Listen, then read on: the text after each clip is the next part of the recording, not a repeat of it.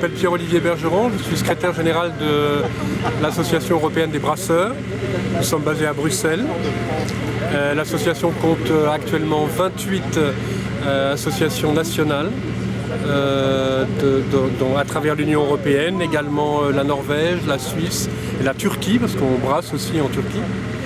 Et la bière en Europe, c'est à peu près 400 millions d'hectolitres de bière produits à travers toute l'Europe.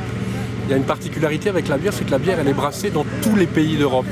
C'est une des différences avec le vin. Le vin il est fait dans certains pays d'Europe, mais la bière est brassée partout. Et si vous comptez le nombre d'emplois qui sont liés à la bière d'une façon directe ou indirecte, si vous prenez toute la chaîne de valeur de la bière, on compte en Europe aujourd'hui 2 300 000 Européens qui sont liés à la fabrication de la bière. On compte en règle générale que pour une bière à un emploi dans une brasserie en Europe, on compte 2 emplois dans les fournisseurs, dans l'agriculture, la publicité, etc. On compte à peu près 2 emplois dans le commerce de détail et on compte jusqu'à 13 emplois dans l'hôtellerie, la restauration et les cafés. Donc c'est énormément d'emplois. C'est aussi beaucoup de revenus pour les gouvernements parce que la bière elle est vendue pas comme ça. Il y a des droits d'accise, un impôt spécial qui est perçu dans beaucoup de pays. Il y a la TVA aussi, donc ça fait évidemment aussi beaucoup de revenus. Et il y a une chose qui est en train de se passer à travers l'Europe qui est formidable, c'est que vous avez à la fois des très grands groupes de brasseurs qui sont très enracinés en Europe, qui ont vraiment une tradition européenne. Et à côté de ça, depuis maintenant 10, 15, 20 ans, vous avez de plus en plus de petites brasseries qui se développent. Et qui se développent y compris dans des pays qui n'ont pas forcément la plus grande tradition brassicole. Il y a des pays qui ont une tradition plutôt viticole.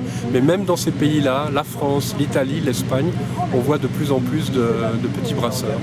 Et c'est une très bonne nouvelle pour la bière en général, parce que ça veut dire que la bière, elle suscite un intérêt. Il y a actuellement, à travers l'Europe, au moins 40 000 différentes étiquettes de bière. Donc vous imaginez la variété de boissons. On compte à peu près 80 variétés de bière. Il y a des styles de bière. Il y a des entreprises qui font qui brassent. Il y a des artisans qui brassent. Il y a des moines qui brassent. Vous savez qu'il y a des abbayes en Europe qui font leur bénéfice entre guillemets de monastère avec la bière. Voilà. Et c'est un produit qui en plus réjouit le palais, réjouit les sens, et c'est une boisson aussi, c'est mon expérience personnelle, mais je pense que c'est aussi l'expérience de beaucoup d'Européens, c'est une boisson qui est par définition conviviale. Et quand on se retrouve avec des collègues après le bureau, après une très longue journée de travail, surtout une journée comme aujourd'hui où il fait chaud, on se dit tiens, et si on allait prendre une bière? Ça fait aussi partie de la culture européenne, la bière fait partie de l'héritage européen. Voilà en quelques mots la place de la bière en Europe.